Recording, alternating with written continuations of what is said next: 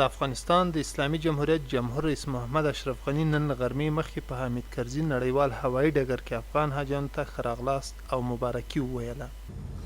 تبریک برتان میگم که این فرض بزرگ از 5 رکن اسلام شما با موفقیت انجام دادین.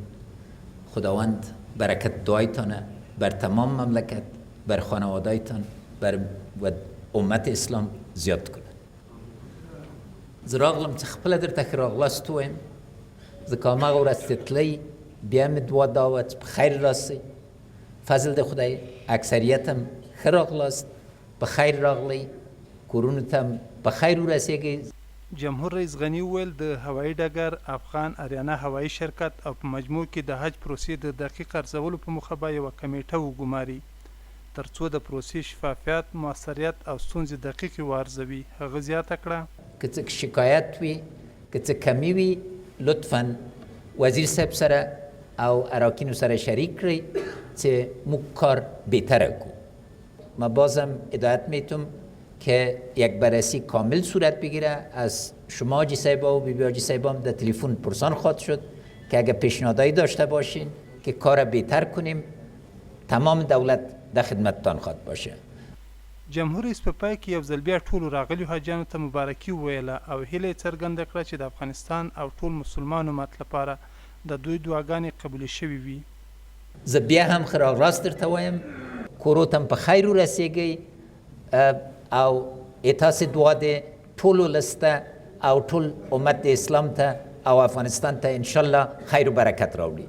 جمهور رئیس محمد اشرف غني له افغان حاجیانو څخه له لیدنې وروسته په شهید سردار محمد داود خان 400 بستریز روغتون کې د افغان هوایي ځواک د هغو ټپیانو پیلوټانو پوښتنې ته ورغی چې په دې وروستیو کې د هیواد د دفاع په لاره کې ټپیان سوي وو.